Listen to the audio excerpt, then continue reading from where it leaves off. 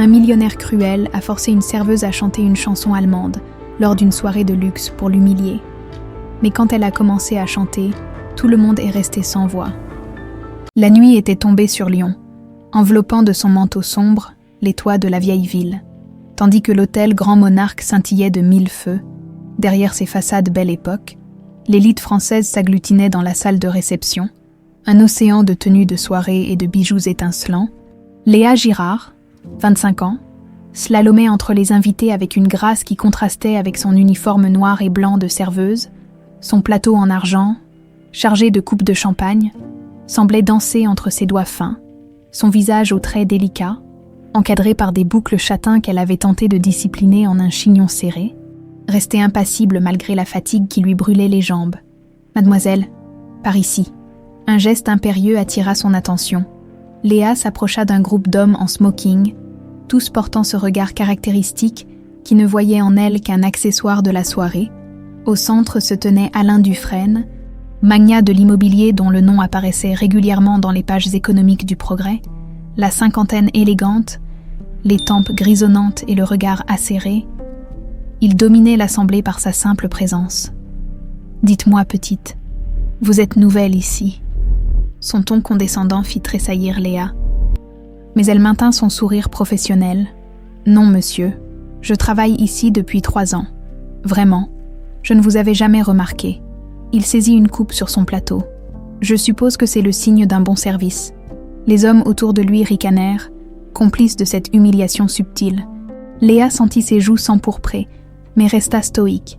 Ses soirées payaient les médicaments de sa mère, Sylvie, dont l'insuffisance cardiaque s'aggravait chaque jour. Elle ne pouvait pas se permettre de perdre ce travail, ni les 2 autres qu'elle enchaînait pour joindre les 2 bouts. En se détournant, Léa sentit une résistance sur son plateau. Alain Dufresne avait posé délibérément sa main sur le rebord, renversant une coupe qui déversa son contenu doré sur les autres verres. « Oh, quelle maladresse !» dit-il avec une fausse contrition qui déclencha des rires gras autour de lui. « Vous devriez faire plus attention. » Mademoiselle, Léa, les dents serrées, se contenta de hocher la tête et entreprit d'éponger le désastre avec sa serviette. « D'où venez-vous avec cet accent ? La Guillotière, je suppose, » poursuivit Dufresne, faisant référence au quartier populaire de Lyon où cohabitait une famille modeste et immigrée. « Oui, monsieur. » Le visage de Dufresne s'illumina d'un sourire carnassier. Il venait de trouver son divertissement pour la soirée. « Messieurs, mesdames, » annonça-t-il en haussant la voix, attirant l'attention des convives alentours. « Notre jeune serveuse ici présente nous vient tout droit de la Guillotière. Ne serait-il pas charmant qu'elle nous offre un petit intermède culturel ?» Un silence gêné s'installa.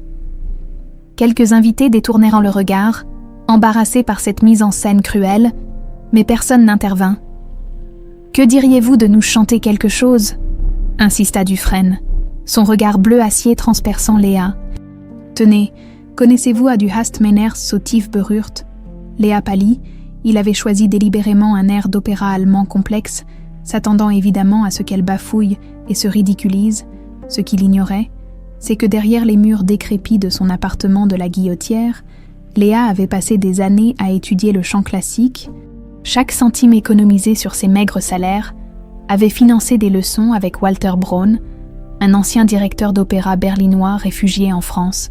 Le vieil homme avait décelé en elle un don exceptionnel et l'avait formée en secret, convaincu qu'un jour son talent éclaterait au grand jour. Ce jour était peut-être venu, mais pas comme elle l'avait imaginé. « Alors, nous attendons » persifla Dufresne. Satisfait de son petit jeu pervers, Léa posa lentement son plateau sur une table proche. Son cœur battait à tout rompre, mais une étrange sérénité l'envahit soudain. Elle ferma les yeux, respira profondément comme le lui avait appris Walter, et laissa sa voix s'élever. Les premières notes, cristallines, figèrent instantanément les conversations. Léa sentit tous les regards se tourner vers elle, mais elle restait concentrée sur sa respiration, sur l'émotion pure que dégageait l'aria. Sa voix, puissante et délicate à la fois, semblait impossible dans ce corps frêle. Elle emplissait l'espace, caressait les murs dorés, touchait chaque personne présente. L'aria parlait d'un cœur profondément touché, et c'est exactement ce qui se produisait dans cette salle. Le sourire arrogant de Dufresne s'était évanoui, remplacé par une expression de stupeur absolue. Ses yeux ne quittaient pas Léa. Comme hypnotisée par cette métamorphose, pour la première fois depuis des années, quelque chose semblait fissurer son masque d'indifférence. Quand la dernière note s'éteignit, le silence qui suivit sembla éternel. Puis, comme une vague déferlante, les applaudissements éclatèrent. Des femmes en robe de soirée essuyaient discrètement leurs larmes. Des hommes d'affaires habituellement impassibles hochèrent la tête. Émue, Léa rouvrit les yeux, surprise par sa propre audace. Elle n'avait jamais chanté en public auparavant, réservant sa voix pour les leçons avec Walter ou pour bercer sa mère lors de ses nuits d'insomnie. Une femme élégante d'une 60aine d'années se fraya un chemin jusqu'à elle. Isabelle Mercier, fondatrice d'une maison de couture renommée, la fixait avec une intensité troublante. « Cette voix, murmura-t-elle, ses mains tremblantes saisissant celles de Léa. « Mon Dieu, c'est impossible. Vous devez être la fille de Sabine Vogt. » Un murmure parcourut l'assemblée. Ce nom, que Léa n'avait jamais entendu, semblait avoir l'effet d'une bombe. « Je ne comprends pas, » balbutia Léa. « Ma mère s'appelle Sylvie Girard. » Isabelle secouait la tête, incrédule. Sabine Vogt était une soprano légendaire à Berlin. Elle a disparu il y a 26 ans, au sommet de sa gloire. Personne n'a jamais su ce qu'elle était devenue. Elle scruta le visage de Léa. Mais cette voix, ce timbre, et votre visage, vous êtes son portrait craché. Léa recula, désorientée. Du coin de l'œil, elle aperçut Alain Dufresne qui l'observait, livide, comme s'il venait de voir un fantôme. « Je dois partir », murmura-t-elle. « Ma mère m'attend. » Elle s'enfuit, abandonnant son plateau et son travail, ignorant les appels d'Isabelle Mercier. Dans sa course, elle ne vit pas Alain Dufresne sortir précipitamment son téléphone, les mains tremblantes, pour ordonner une enquête immédiate sur Léa Girard et Sabine Vogt. Cette nuit-là, en rentrant dans le petit appartement où Sylvie l'attendait, Léa ignorait encore que sa vie venait de basculer irrémédiablement. L'humiliation orchestrée par Alain Dufresne avait déclenché une réaction en chaîne qui allait déterrer des secrets enfouis depuis un quart de siècle, et ces secrets les liaient tous les trois d'une façon qu'elle n'aurait jamais pu imaginer. Le lendemain matin, Léa se réveilla en sursaut, les dernières notes de l'aria allemande résonnant encore dans son esprit. Pendant un instant, elle espéra que tout n'avait été qu'un rêve étrange, mais la réalité la rattrapa aussitôt. Son téléphone n'avait cessé de vibrer toute la nuit, avec des messages de ses collègues du Grand Monarque. « Tu es devenue une célébrité. Isabelle Mercier te cherche partout. Le patron veut te parler. Urgent. » Elle repoussa les notifications et se leva péniblement, dans la cuisine exiguë. Sylvie était déjà occupée à préparer du café, son visage émacié portant les marques d'une nuit agitée. « Tu es rentrée tard hier soir », remarqua-t-elle en tendant une tasse fumante à sa fille. Tout s'est bien passé. Léa hésita. Sa mère n'avait pas besoin d'un stress supplémentaire avec son cœur fragilisé. Rien de spécial, mentit-elle. La soirée habituelle. Le regard de Sylvie s'attarda sur elle, malgré sa santé défaillante. Cette femme de 65 ans avait conservé une acuité troublante. « Tu n'as jamais su mentir, ma chérie. » Léa sourit faiblement et s'apprêtait à tout raconter quand on frappa à la porte. 3 coups brefs, impérieux. Sylvie fronça les sourcils. « Tu attends quelqu'un ?» Léa secoua la tête et alla ouvrir. Sur le palier se tenait Isabelle Mercier, encore plus imposante dans la lumière crue du matin, vêtue d'un tailleur gris-perle qui criait son prix exorbitant. Elle détonnait dans ce couloir aux murs écaillés. « Mademoiselle Girard, pardonnez cette intrusion, mais nous devons parler. » Derrière Léa, Sylvie apparut et se figea, son visage perdant toute couleur. « Qui êtes-vous » demanda-t-elle d'une voix blanche. « Isabelle Mercier. Et vous devez être Madame Girard, n'est-ce pas ?» Un silence lourd s'installa. Léa sentit instinctivement que quelque chose d'important se jouait entre ces deux femmes qui ne s'étaient jamais rencontrées. « Entrez !» dit finalement Sylvie. Résignée, une fois à l'intérieur, Isabelle parcourut l'appartement du regard, malgré sa petitesse et sa vétusté. Le logement respirait la dignité. Des rideaux soigneusement raccommodés, des meubles modestes mais impeccables. Et partout, des livres. « Je vais être directe », annonça Isabelle en se tournant vers Léa. « Hier soir, votre voix a éveillé des souvenirs que je croyais enterrés. Connaissez-vous le nom de Sabine Vogt ?» Léa secoua la tête. « Jamais entendu avant hier soir. Sabine était, et peut-être encore, une cantatrice exceptionnelle. Nous étions amis à Berlin dans les années 90. » Elle a mystérieusement disparu il y a 26 ans. Isabelle sortit son téléphone et montra une photo. Voici Sabine. Léa prit l'appareil et son cœur manqua un battement. Le visage à l'écran aurait pu être le sien en plus mature. Même pommette haute, mêmes yeux en amande, même bouche aux lèvres pleines. La ressemblance était indéniable. « C'est impossible, » murmura-t-elle. « La ressemblance est frappante, n'est-ce pas ?» insista Isabelle. « Et votre voix, c'est son timbre exact. Cette même capacité à atteindre les notes les plus aiguës sans effort apparent. » Léa se tourna vers Sylvie, cherchant un démenti, une explication. Mais ce qu'elle vit la glaça. Sa mère s'était effondrée sur une chaise, la main crispée sur sa poitrine. « Maman !» Léa se précipita vers elle. « Tes médicaments !» Sylvie avala péniblement le comprimé que sa fille lui tendait, puis leva un regard embué vers Isabelle. « Comment m'avez-vous trouvé ?» La question confirma les pires craintes de Léa.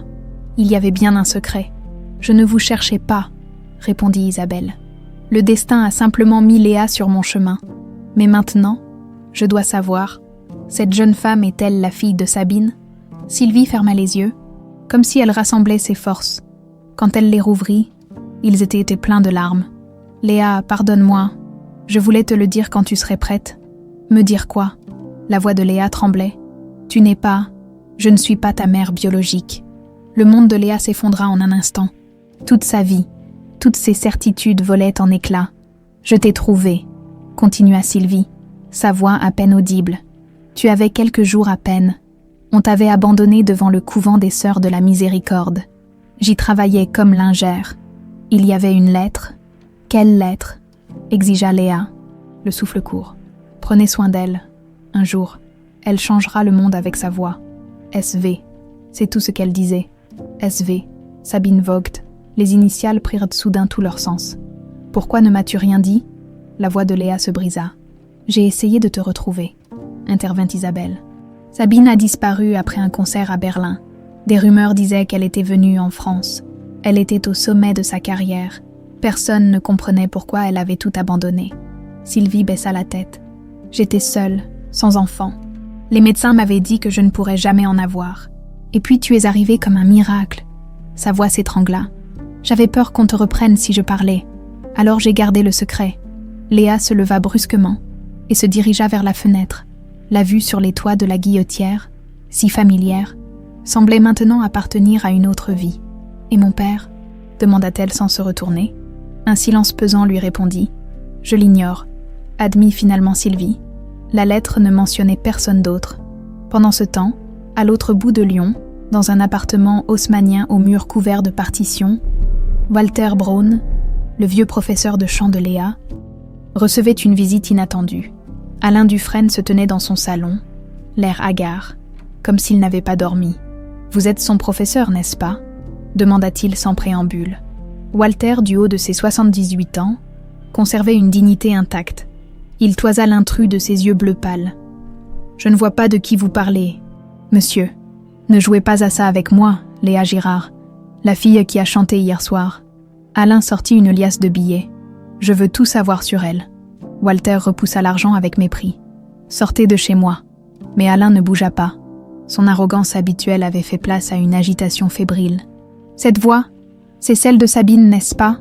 Le vieil homme tressaillit malgré lui. « Vous la connaissiez ?» murmura-t-il. « Je l'ai détruite », répondit simplement Alain. Ces 3 mots, prononcés avec une honnêteté brutale, désarmèrent Walter. Il invita Alain à s'asseoir. « Que voulez-vous vraiment, monsieur Dufresne ? Savoir si j'ai une fille ?» Retour à l'appartement de Sylvie. Léa faisait les 100 pas, assimilant les révélations qui bouleversèrent son existence. « Je dois savoir qui je suis vraiment », décida-t-elle finalement. « Si cette Sabine Vogt est ma mère, je veux tout connaître d'elle. » Isabelle acquiesça. « Je vous aiderai. J'ai des contacts qui peuvent retrouver sa trace. Elle est peut-être encore vivante ?» L'espoir teintait la voix de Léa. « Je l'ignore. Personne n'a eu de nouvelles depuis sa disparition. » Sylvie, qui avait retrouvé quelques couleurs, s'approcha timidement de Léa. « Quoi qu'il arrive, sache que je t'ai aimé chaque jour de ta vie. Peut-être que je n'ai pas le droit de me considérer comme ta mère. Mais toi, tu as toujours été ma fille. » Léa l'enlaça, les larmes aux yeux. « Tu seras toujours ma mère. Rien ne changera ça. Mais dans son cœur, une porte s'était ouverte. Celle d'un passé inconnu qui l'appelait avec insistance. Et quelque part dans cette histoire se cachait l'identité de son père, un homme dont elle ne savait rien, mais qui avait contribué à faire d'elle ce qu'elle était, ce qu'elle ignorait encore, c'est que cet homme l'avait déjà rencontré et qu'il avait essayé de l'humilier. Les bureaux d'Alain Dufresne occupaient les 3 derniers étages d'une tour ultramoderne du quartier de la Part-Dieu. Derrière les baies vitrées qui offraient une vue panoramique sur Lyon, le magnate de l'immobilier contemplait la ville qu'il avait contribué à façonner. Mais aujourd'hui, son regard ne voyait rien du paysage urbain. Sur son bureau s'étalait un dossier marqué « Confidentiel ». L'agence de détectives privés qu'il avait engagée avait travaillé toute la nuit pour rassembler les informations demandées.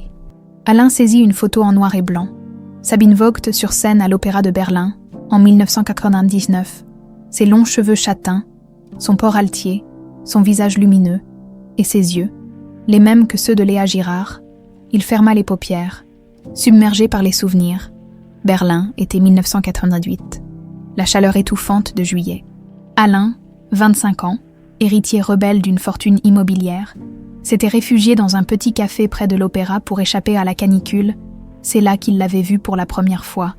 Sabine répétait un air d'opéra tout en corrigeant des partitions. Sa beauté l'avait frappé comme un coup de poing.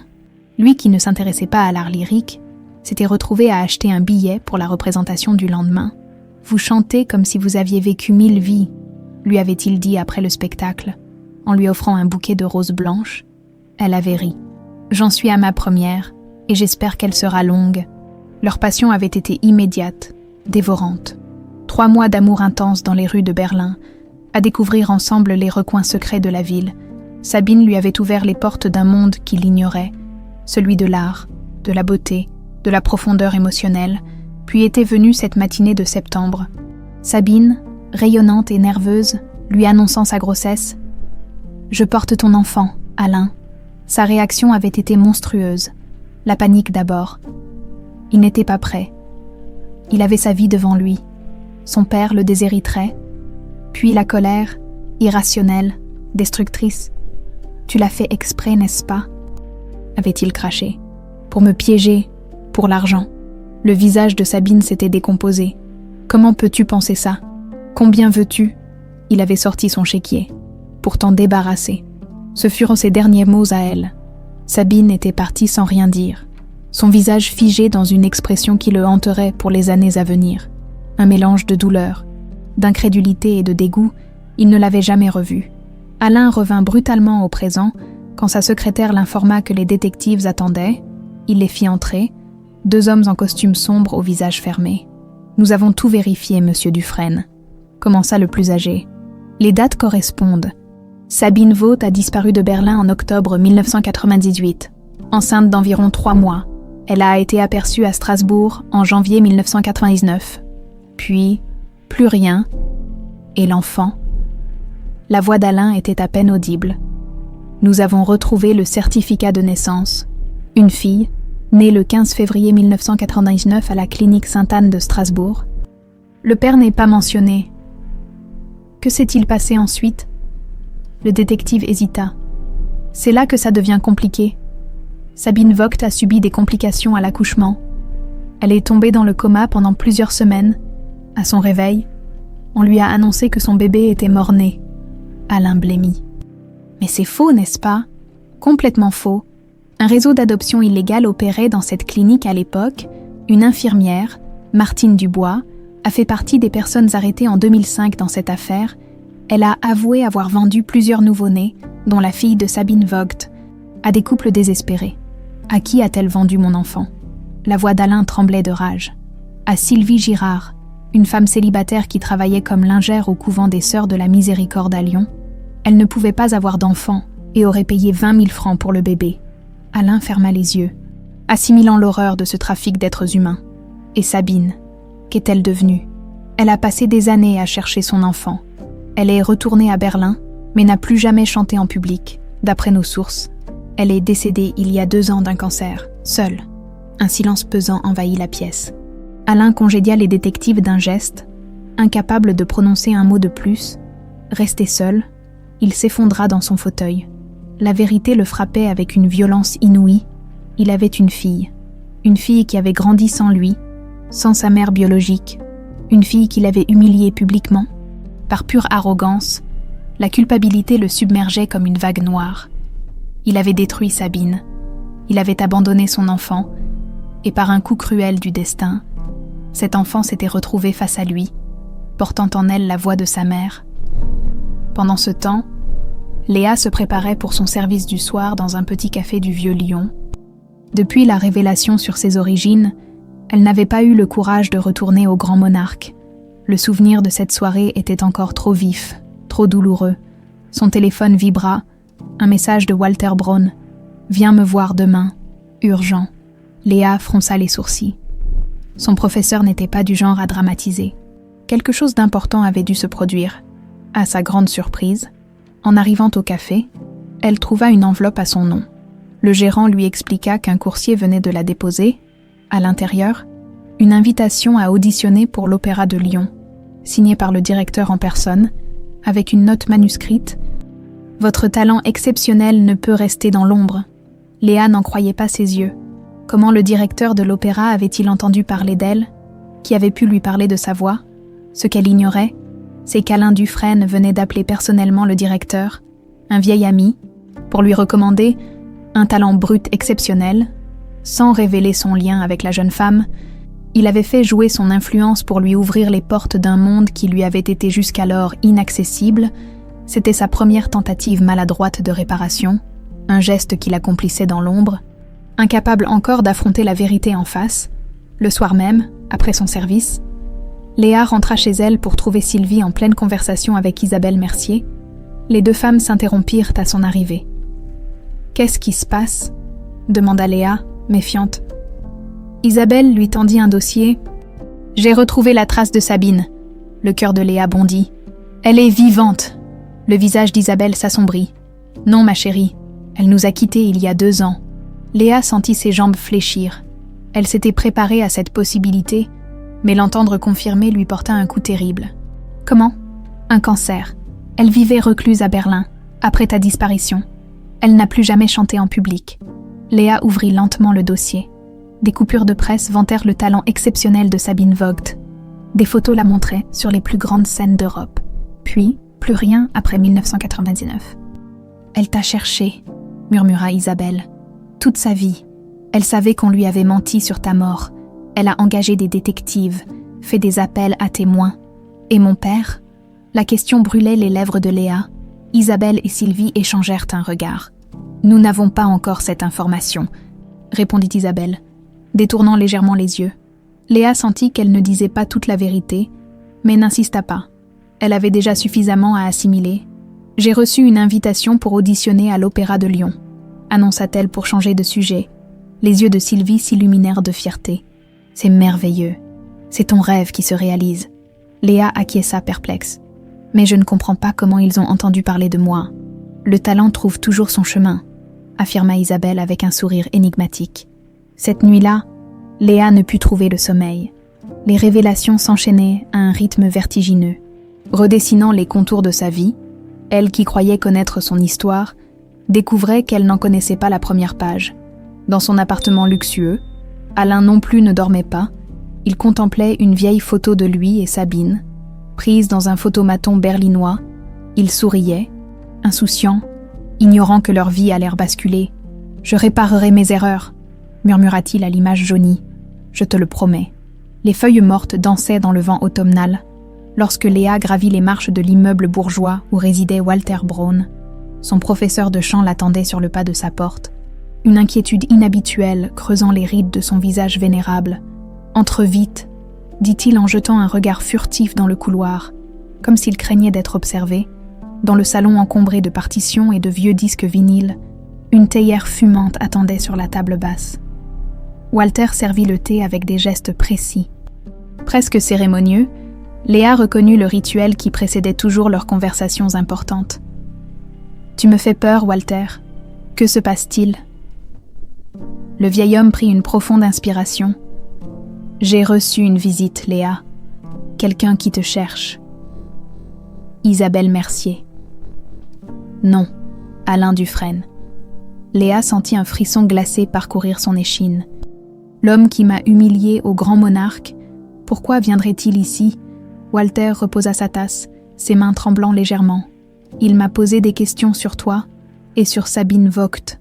Comment connaît-il ce nom? Walter détourna le regard, visiblement mal à l'aise. Léa, il y a quelque chose que je dois t'avouer. J'ai connu ta mère biologique. La révélation frappa Léa comme un coup de poing. Quoi? Sabine a été mon élève à Berlin, avant que je ne quitte l'Allemagne. Quand je t'ai entendu chanter pour la première fois, j'ai reconnu son timbre, sa technique. J'ai compris immédiatement que tu étais sa fille. Léa se leva d'un bond, renversant presque sa tasse. Tu le savais depuis le début, et tu ne m'as rien dit. J'avais promis à Sylvie de garder le secret. Elle avait peur de te perdre. Mais c'était ma vie, Walter, mon histoire. Le vieil homme baissa la tête.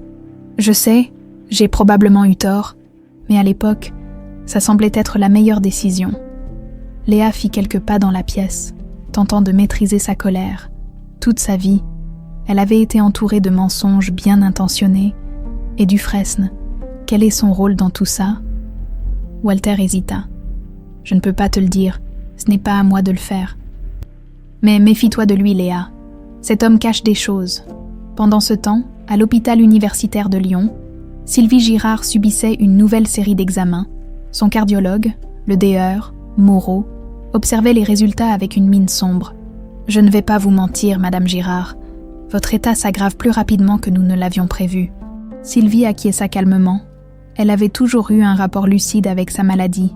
Combien de temps? Sans intervention? Quelques mois? Peut-être moins. Et avec une intervention, le médecin soupira. Une transplantation cardiaque pourrait vous offrir une nouvelle chance. Mais les listes d'attente sont longues. Et votre âge? Je comprends, murmura Sylvie. Et je suppose que le coût? La sécurité sociale couvre une grande partie, mais il y a des frais annexes considérables. En sortant du cabinet, Sylvie s'appuya contre un mur, submergée par l'angoisse. Comment annoncer cela à Léa? Sa fille se sacrifiait déjà tellement pour payer ses traitements actuels. À sa grande surprise, en arrivant à l'accueil pour prendre un nouveau rendez-vous, la secrétaire lui annonça que tous ses frais médicaux avaient été pris en charge par un donateur anonyme. « Il y a également ceci pour vous », ajouta-t-elle en lui tendant une enveloppe, à l'intérieur, une simple note. « Ne vous inquiétez pas pour l'argent, concentrez-vous sur votre guérison. » Sylvie fixa le message, perplexe. Qui pouvait faire un tel geste? Elle pensa immédiatement à Isabelle Mercier, mais quelque chose lui disait que la vérité était ailleurs. 2 jours plus tard, Léa se présentait à son audition à l'Opéra de Lyon. Dans les coulisses, elle tentait de calmer sa respiration, répétant mentalement les conseils de Walter. Le grand théâtre italien, avec ses dorures et ses velours rouges, l'intimidait terriblement. Mademoiselle Girard, une assistante l'invita à entrer sur scène, devant elle, plongée dans la pénombre de la salle. Le directeur et 2 autres personnes attendaient. Léa salua poliment, puis annonça son morceau. « Je vais interpréter Der Höllerach de la flûte enchantée. » Elle avait choisi délibérément l'un des airs les plus difficiles du répertoire, celui de la Reine de la Nuit, exigeant une technique vocale irréprochable et une gamme exceptionnelle. Dès les premières notes, elle sentit quelque chose de magique se produire. Sa voix s'éleva, puissante et précise, atteignant sans effort les contrefa suraigus qui faisaient trembler tant de sopranos. L'acoustique parfaite de l'opéra amplifiait chaque nuance, transformant sa performance en quelque chose de presque surnaturel. Quand elle termina, un silence absolu régna pendant plusieurs secondes, puis le directeur se leva, applaudissant avec enthousiasme. « Extraordinaire. Vous avez un don rare, mademoiselle Girard. »« Merci, » balbutia Léa, encore étourdie par sa propre performance. « Je voudrais vous offrir un poste immédiatement. Nous préparons la Traviata pour la saison prochaine, et je pense que vous seriez une Violetta parfaite. » Léa n'en croyait pas ses oreilles. Violetta, un des rôles les plus prestigieux pour une soprano. C'était un bond gigantesque pour quelqu'un sans expérience professionnelle. C'est un honneur. Mais vous hésitez, s'étonna le directeur. Ma mère est malade. Je ne peux pas m'engager sans être sûr de pouvoir concilier les répétitions avec ses soins. Le directeur hocha la tête avec compréhension. Nous trouverons une solution. Votre talent mérite des accommodements. En quittant l'opéra, Léa était partagée entre l'euphorie et l'inquiétude. Cette opportunité inespérée arrivait au pire moment possible. Comment pourrait-elle s'occuper de Sylvie tout en poursuivant ce rêve? Son téléphone sonna, c'était Sylvie, et sa voix tremblait d'émotion. « Maman, tout va bien. » « Léa, quelque chose d'incroyable vient de se passer. Un donateur anonyme a payé tous mes frais médicaux et le DR Moreau vient d'appeler. Ils m'ont inscrite sur la liste des transplantations cardiaques prioritaires. » « Quoi? Mais comment? » « Je ne sais pas, le docteur a parlé d'un dossier spécial, d'une exception médicale. Je n'ai pas tout compris. » Léa raccrocha, stupéfaite. Ces miracles soudains ne pouvaient être une coïncidence. Quelqu'un tirait des ficelles dans l'ombre. Mais qui et pourquoi? La réponse se trouvait dans le bureau d'Alain Dufresne. L'homme d'affaires venait de raccrocher après une conversation avec un éminent chirurgien cardiaque de Paris qui l'avait convaincu de prendre en charge le cas de Sylvie Girard. « Personne ne doit savoir que je suis impliqué », avait-il insisté. Absolument personne. Son assistante entra, l'air préoccupé. « Monsieur, Victor Neyret de Neyret Immobilier est ici. Il insiste pour vous voir immédiatement. » Alain soupira. Victor, son principal concurrent, était connu pour son agressivité en affaires et son absence totale de scrupules. « Faites-le entrer. » Victor Neyret, la soixantaine élégante et le regard carnassier, pénétra dans le bureau comme en territoire conquis. « Alain, mon vieil ami, j'ai une nouvelle fascinante à te partager. »« Je t'écoute. » Victor sortit son téléphone et fit glisser son doigt sur l'écran. « Regarde qui j'ai trouvé.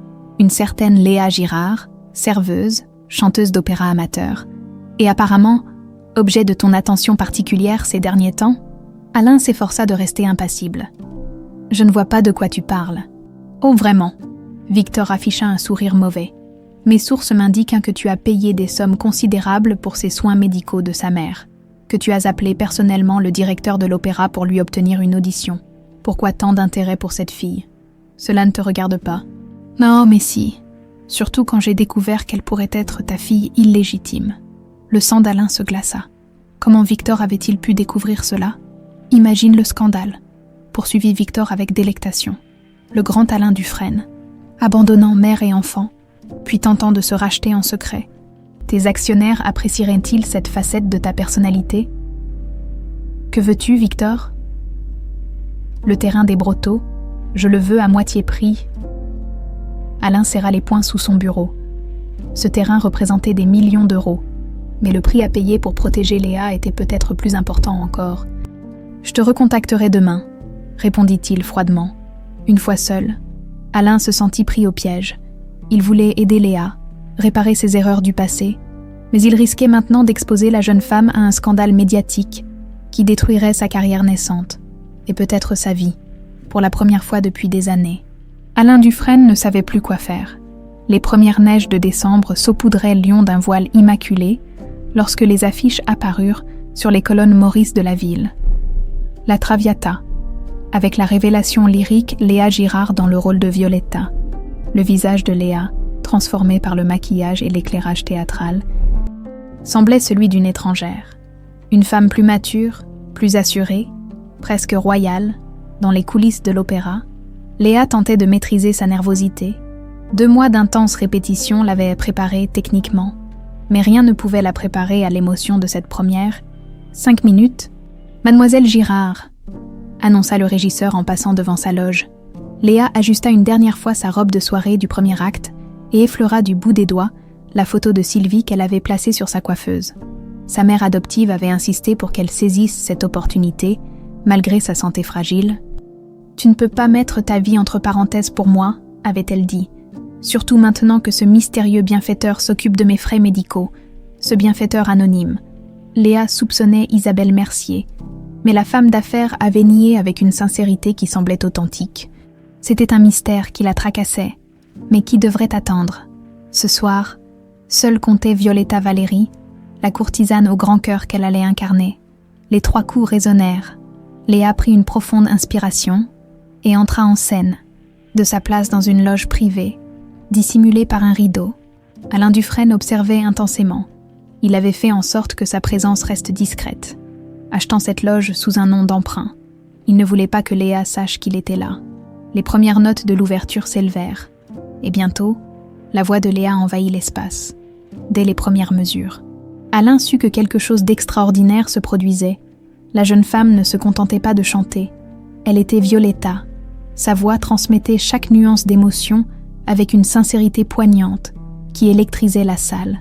À l'entracte, les conversations enthousiastes bourdonnèrent dans le foyer. « Ya, qui est cette Léa Girard ? D'où sort ce talent phénoménal ? C'est la nouvelle Calas. » Après le dernier acte, où Violetta meurt de tuberculose dans les bras de son amant repentant, un silence sacré enveloppa la salle avant que n'explose un tonnerre d'applaudissements. Le public, debout, acclamait cette nouvelle étoile, des bouquets pleuvaient sur la scène. Léa, submergée par l'émotion, salua jusqu'à ce que le rideau tombe une dernière fois. Dans sa loge, elle trouva un énorme bouquet de roses blanches, les mêmes que celles qu'Alain avait offertes à Sabine tant d'années auparavant. Bien qu'elle l'ignorât, la carte disait simplement « Sabine serait fière. Un triomphe », s'exclama le directeur en pénétrant dans sa loge. « Ma chère, vous venez d'entrer dans la légende de cette maison. » Léa sourit faiblement, épuisée mais comblée. « Merci de m'avoir fait confiance. La confiance n'a rien à voir là-dedans. C'est votre talent qui a parlé. » La réception qui suivit la représentation réunissait le tout lion culturel. Léa, encore en costume de scène, fut abordée par d'innombrables admirateurs, journalistes et directeurs de casting. Dans ce tourbillon de félicitations, elle aperçut Isabelle Mercier qui l'observait de loin, une expression indéchiffrable sur le visage. Quand enfin elle put s'échapper, Isabelle l'intercepta près du buffet. « Tu étais extraordinaire, Léa, exactement comme elle, comme ma mère. » Oui, c'était comme l'entendre à nouveau. Isabelle hésita, puis ajouta « J'ai quelque chose pour toi. Puis-je passer chez toi demain ?» Le lendemain matin, Léa se réveilla tard, courbaturée et la gorge légèrement irritée, mais profondément heureuse. Les critiques étaient unanimes. Son interprétation avait été qualifiée de « révélation », de « miracle vocal », de « résurrection de l'âge d'or du bel canto ». À midi, comme promis, Isabelle sonna à sa porte.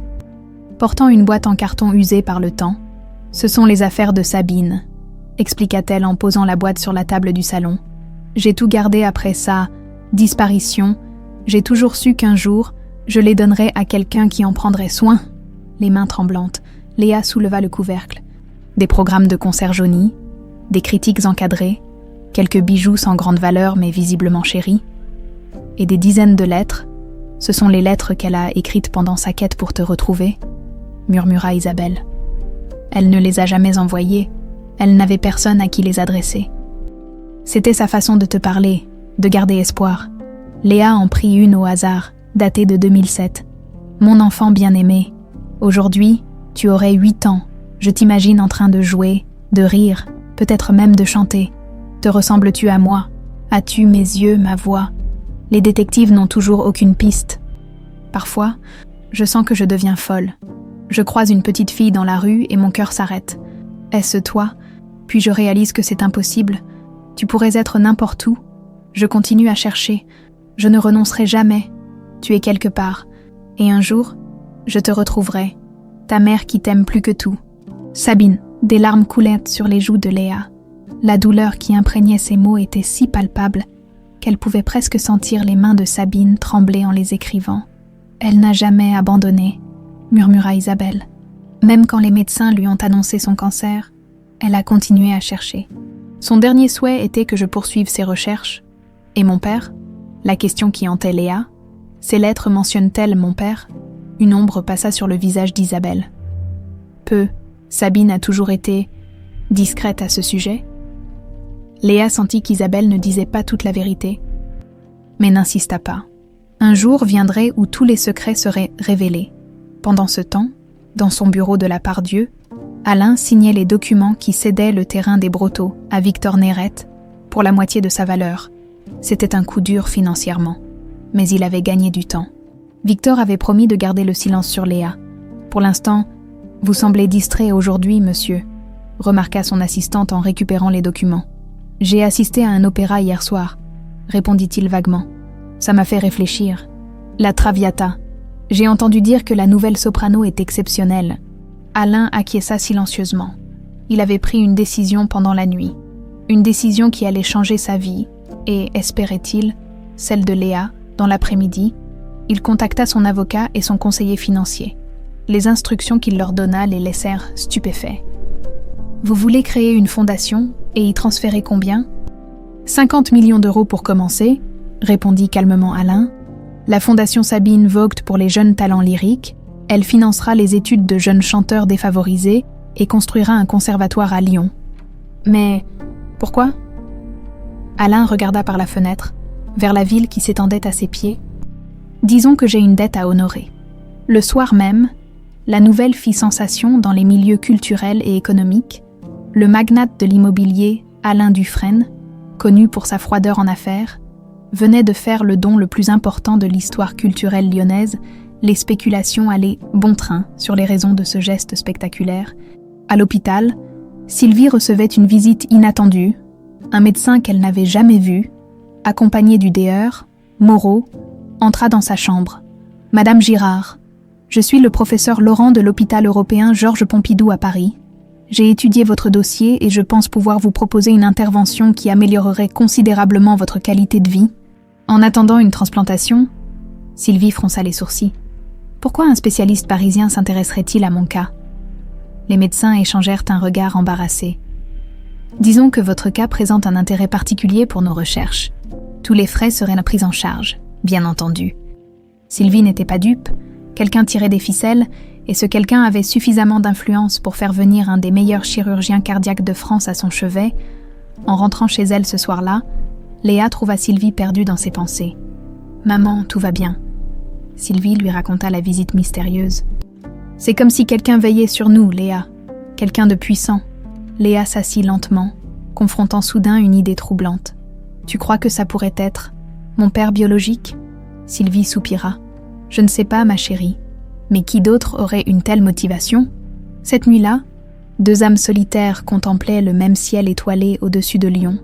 Léa, entourée des lettres de sa mère biologique, se demandait si son père l'avait également cherché ou s'il l'avait simplement oublié, et Alain, seul dans son penthouse luxueux, se demandait s'il aurait un jour le courage de dire la vérité à sa fille, et si elle pourrait jamais lui pardonner. Le succès de Léa à l'Opéra de Lyon lui ouvrit toutes les portes. En quelques semaines, les propositions affluèrent. La Scala de Milan, l'Opéra Garnier, le Metropolitan Opera de New York. Son nom s'affichait en lettres de plus en plus grandes sur les programmes et les journalistes la surnommaient désormais la nouvelle diva française. Pourtant, au milieu de ce tourbillon d'opportunités, Léa restait profondément attachée à Lyon. Elle avait refusé plusieurs offres prestigieuses pour rester auprès de Sylvie, dont l'état de santé continuait de l'inquiéter malgré les soins de pointe qu'elle recevait mystérieusement. Ce matin de février, alors qu'elle rentrait d'une répétition, Léa trouva Sylvie assise sur le canapé, le teint cireux et la respiration laborieuse. « Maman !» s'écria-t-elle en se précipitant vers elle. « Tu devrais être allongée !» Sylvie secoua faiblement la tête. « J'ai quelque chose à te montrer, quelque chose que j'aurais dû te donner depuis longtemps. » Elle désigna une boîte à chaussures posée sur la table basse. Léa l'ouvrit avec précaution. À l'intérieur, une lettre jaunie par le temps, une minuscule chaussette de laine et une enveloppe brune scellée. « C'est tout ce que tu avais avec toi quand je t'ai trouvée, » murmura Sylvie. La lettre de Sabine, la chaussette que tu portais et cette enveloppe que je n'ai jamais osé ouvrir. Léa prit l'enveloppe avec des mains tremblantes. Sur le devant, une inscription. « Pour ma fille, quand elle sera prête. » « Pourquoi me donnes-tu ça maintenant ?» demanda Léa, la gorge serrée. Les yeux de Sylvie se remplirent de larmes. « Parce que je sens que mon temps est compté, ma chérie. Le professeur Laurent m'a parlé hier. L'opération qu'il propose est risquée, et sans elle... » Elle laissa sa phrase en suspens. « Ne dis pas ça, tu vas t'en sortir, » protesta Léa, refusant d'accepter cette réalité. « Je l'espère, mon ange. Mais je ne veux pas partir en emportant des secrets. Tu as le droit de connaître toute ton histoire. » Les mains de Léa tremblaient tellement qu'elle dut s'y reprendre à 2 fois pour ouvrir l'enveloppe. À l'intérieur, elle découvrit une feuille pliée et une photographie. La photo montrait une jeune femme radieuse, Sabine, aux côtés d'un homme dans la vingtaine. Il posait devant la porte de Brandebourg à Berlin. Sabine était visiblement enceinte, ses mains reposant tendrement sur son ventre arrondi. L'homme, la regardait avec un mélange d'amour et d'incertitude. Léa sentit son cœur s'arrêter. Cet homme, ce visage, malgré les années qui les séparaient, elle le reconnut instantanément. Alain Dufresne, l'homme qui l'avait humilié au grand monarque, l'homme dont on disait qu'il avait fait un don astronomique pour créer une fondation au nom de Sabine Vogt, son père. « Non », murmura-t-elle, incrédule. « C'est impossible. » Sylvie se pencha pour regarder la photo. « Tu le connais, c'est Alain Dufresne », articula péniblement Léa. « Un homme d'affaires. Il était à cette soirée où j'ai chanté. Il a essayé de m'humilier publiquement. » La main de Sylvie se porta à sa bouche. « Mon Dieu !» Léa déplia fébrilement la lettre qui accompagnait la photo. « Ma fille bien-aimée, si tu lis ces mots, c'est que tu as enfin découvert la vérité sur tes origines. Je ne sais pas quand ni comment cela arrivera, mais j'espère de tout mon cœur être à tes côtés pour te soutenir dans cette révélation. L'homme sur la photo est ton père, Alain Dufresne. Nous nous sommes aimés passionnément pendant un été à Berlin. Quand je lui ai annoncé ma grossesse, il m'a rejetée avec une cruauté qui m'a brisée. J'ai fui en France, déterminée à t'élever seule. Je ne t'écris pas cela pour que tu le haïsses, mais pour que tu connaisses la vérité. Chaque personne porte en elle la capacité de changer, de s'améliorer. Peut-être l'a-t-il fait. Quoi qu'il arrive, sache que tu as été aimé chaque seconde depuis ta conception, par moi, et j'espère, par la personne qui t'a élevé, ta mère qui t'aime infiniment. Sabine. Léa laissa tomber la lettre, submergée par une tempête d'émotions contradictoires. La colère, la confusion, la trahison se bousculaient dans son esprit. « C'est lui, n'est-ce pas ?» murmura Sylvie. « C'est lui qui paie pour mes traitements, qui a créé cette fondation pour se donner bonne conscience. » S'emporta Léa. « Il a détruit ma mère, il m'a abandonnée, et maintenant il pense pouvoir tout effacer avec de l'argent. » Elle se leva d'un bond, saisit son manteau. « Où vas-tu ?» s'inquiéta Sylvie. « Lui dire ces 4 vérités. » Léa. « Attends. » Mais la jeune femme était déjà partie, emportée par sa fureur. Au même moment, dans les bureaux de Dufresne Immobilier, Alain recevait à nouveau la visite de Victor Néret. Cette fois, le rival arborait un sourire triomphant. « Ta petite combine a échoué, Alain. J'ai vendu le terrain des Brotteaux avec un bénéfice de 40%. Et maintenant, je veux plus. » Alain soupira. « Nous avions un accord, Victor. Les accords sont faits pour être renégociés. » Victor sortit une tablette et la posa sur le bureau. « Regarde ce que mes équipes ont découvert. Des documents prouvant que tu as littéralement acheté la carrière de ta fille. Pot de vin au directeur de l'opéra, pression sur les critiques. C'est faux, s'indigna Alain. J'ai utilisé mon influence pour lui ouvrir des portes, rien de plus. Son talent est authentique. Peu importe. Les apparences suffiront à détruire sa réputation naissante. Imagine les gros titres, Léa Girard, la soprano qui doit tout à papa. » Alain sentit une rage froide l'envahir. « Que veux-tu cette fois-ci ? Ton projet des confluences, je le veux, entièrement. » C'était un coup terrible. Ce développement immobilier représentait des années de travail et des centaines de millions d'euros. « Tu as 24 heures pour décider, » annonça Victor en se levant. « Après, je contacte la presse. » À peine Victor était-il parti que la porte du bureau s'ouvrit à nouveau avec fracas. Léa se tenait dans l'encadrement, le visage ravagé par la colère et les larmes. « Mademoiselle Girard !» s'exclama l'assistante d'Alain qui avait tenté en vain de l'arrêter. « Je suis désolée, monsieur. Elle a forcé le passage. Laissez-nous » ordonna Alain d'une voix étrangement calme, quand ils furent seuls. Un silence pesant s'installa. Alain n'osait pas faire un geste. Comme paralysé par la présence de cette jeune femme qui le fixait avec tant de haine, Léa jeta la photo sur son bureau. « Explique-moi ça. » Alain regarda l'image, et son visage se décomposa. Cette photo qu'il croyait perdue à jamais. Sabine et lui à Berlin. Heureux, insouciant, avant que tout ne bascule. « Où as-tu trouvé ça ?» murmura-t-il. « Ma mère me l'a donné. Ma vraie mère. Celle qui m'a élevée, qui m'a aimée, qui s'est sacrifiée pour moi. Pas celle que tu as abandonnée enceinte, pas celle que tu as détruite. » Chaque mot était comme un coup de poignard. Alain ne chercha pas à se défendre. « C'est donc toi derrière tout ça. Les médecins mystérieux, l'audition à l'opéra, la fondation. Léa, je. Ne m'appelle pas par mon prénom. Tu n'en as pas le droit. » Sa voix se brisa. « Pourquoi ? Pour te donner bonne conscience, pour effacer 26 ans d'absence. Alain se leva lentement. Je sais que rien ne peut réparer ce que j'ai fait. Exactement. Rien. Elle s'avança, tremblante de rage. Tu as humilié ma mère. Tu l'as abandonnée quand elle avait besoin de toi. Tu m'as abandonnée avant même ma naissance. Et quand le destin m'a mise sur ton chemin, quelle a été ta première réaction? M'humilier à mon tour. Je ne savais pas qui tu étais ce soir-là, murmura Alain. Et ça excuse ton comportement. Elle secoua la tête, dégoûtée. Tu es pathétique, au moment où elle prononçait ces mots. Son téléphone sonna. C'était l'hôpital.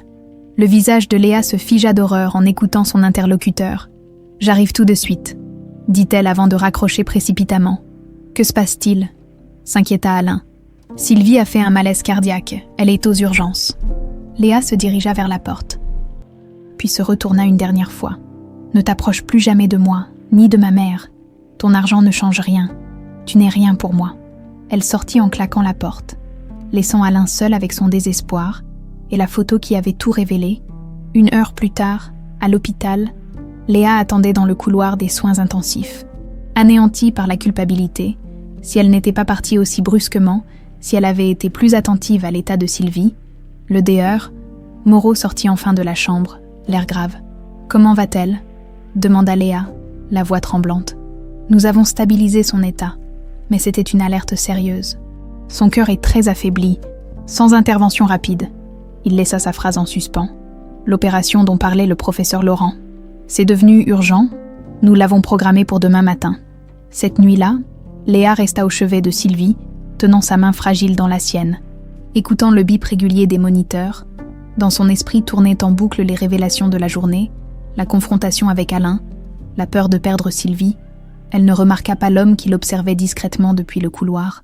Alain, venu s'assurer que tout était mis en œuvre pour sauver Sylvie. Il repartit sans un mot. Après avoir parlé longuement avec les médecins et signé plusieurs documents, la bataille pour la vie de Sylvie ne faisait que commencer. Et avec elle, peut-être, la plus difficile des réconciliations, l'aube se levait sur Lyon, teintant d'or pâle les eaux de la Saône. Lorsque le professeur Laurent et son équipe commencèrent à préparer Sylvie pour l'opération, dans la salle d'attente austère, Léa fixait le mur blanc, épuisée par une nuit sans sommeil. Mademoiselle Girard, une infirmière l'approcha. « Vous pouvez voir votre mère quelques minutes avant qu'on l'emmène au bloc. » Léa se précipita dans la chambre. Sylvie, déjà perfusée et reliée à plusieurs moniteurs, semblait minuscule dans son lit médicalisé. Son visage émacié s'illumina pourtant à la vue de sa fille. « Tu es venue ?» murmura-t-elle. « Bien sûr que je suis venue. » Léa prit sa main avec délicatesse, comme si elle craignait de la briser. « Je serai là à ton réveil aussi. » Sylvie sourit faiblement. « Si je me réveille, ne dis pas ça, tout va bien se passer. Le professeur Laurent est le meilleur. Léa, écoute-moi. » La voix de Sylvie était à peine audible. « Si quelque chose devait m'arriver, rien ne va t'arriver. Si quelque chose devait m'arriver, » insista Sylvie. « Promets-moi que tu ne laisseras pas la colère te consumer.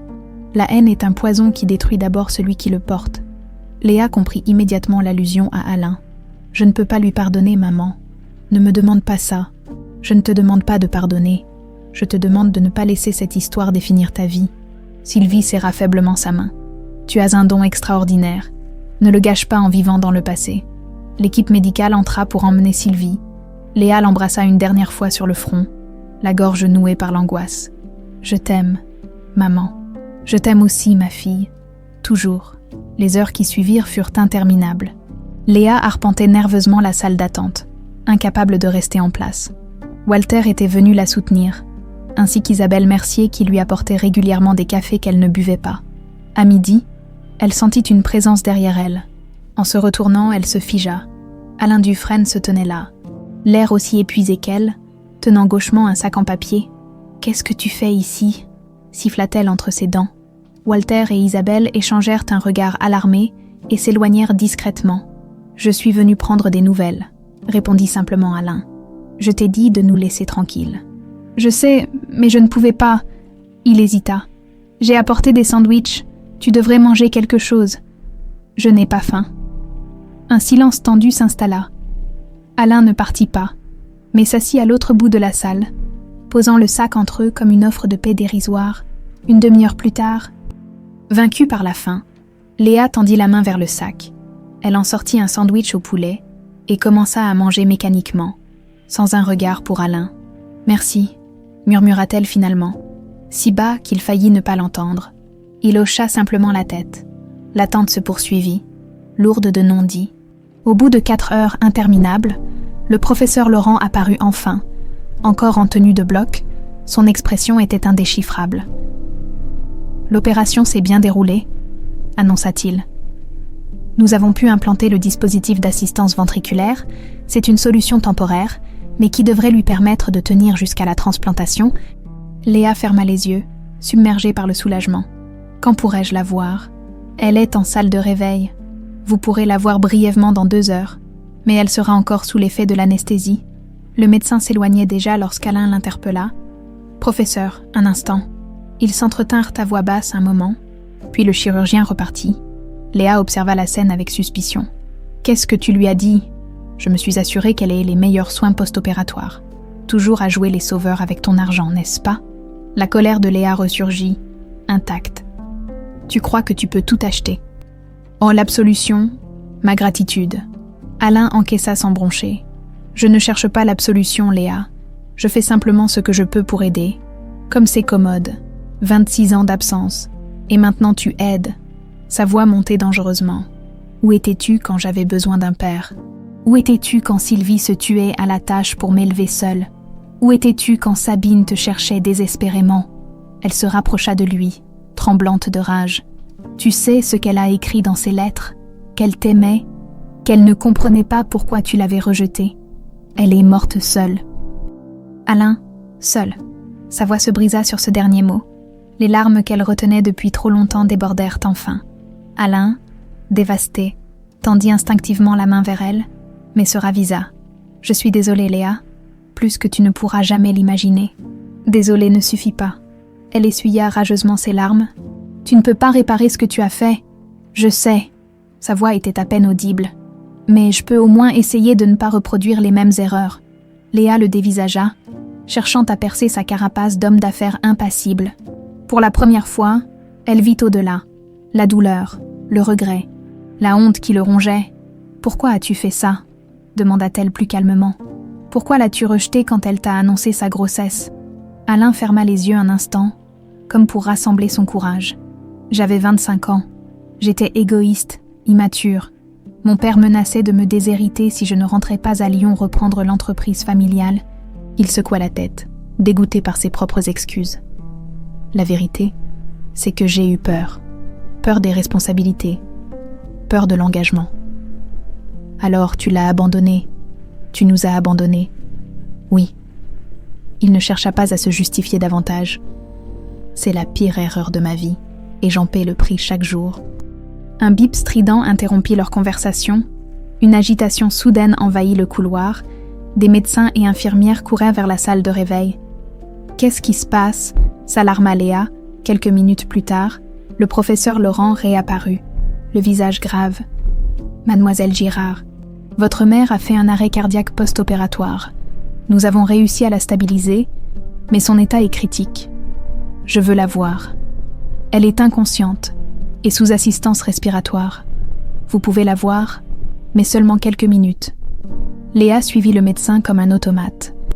Derrière elle, Alain resta dans la salle d'attente, effondré sur sa chaise, le visage enfoui dans ses mains.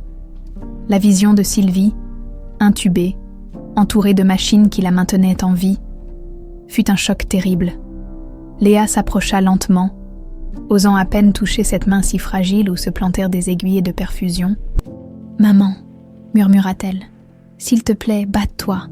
Ne m'abandonne pas. » Les moniteurs continuaient leur bip régulier, seule réponse à sa supplique.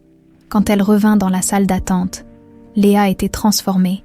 La colère avait cédé la place à une vulnérabilité désarmante. Elle s'assit à côté d'Alain. Épuisée, « Elle pourrait mourir », dit-elle simplement. « Je suis désolée », murmura-t-il. « Tellement désolée. » Un silence s'installa, différent des précédents, moins hostile, empreint d'une douleur partagée. « Elle a été la meilleure mère qu'on puisse imaginer », reprit Léa doucement. « Elle n'avait rien, mais elle m'a tout donné, son temps, son amour, Ses économies pour mes leçons de chant.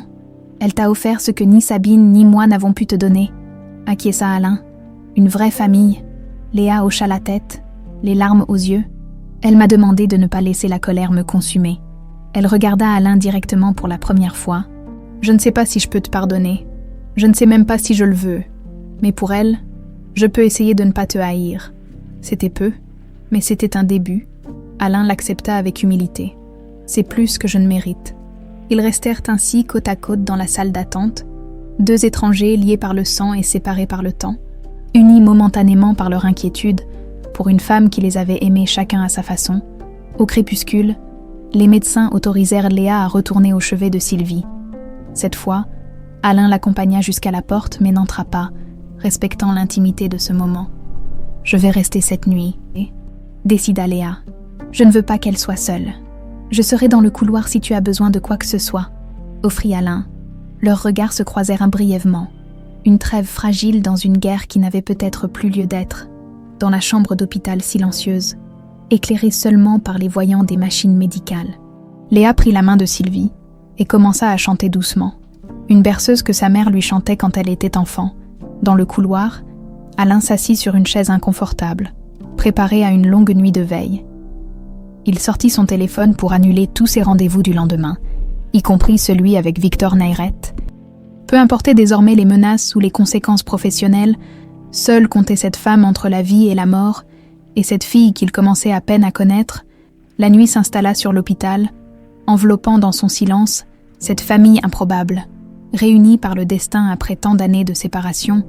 3 jours passèrent dans l'étrange bulle temporelle qu'était devenue cette chambre d'hôpital. Léa ne quittait le chevet de Sylvie que pour les besoins les plus élémentaires.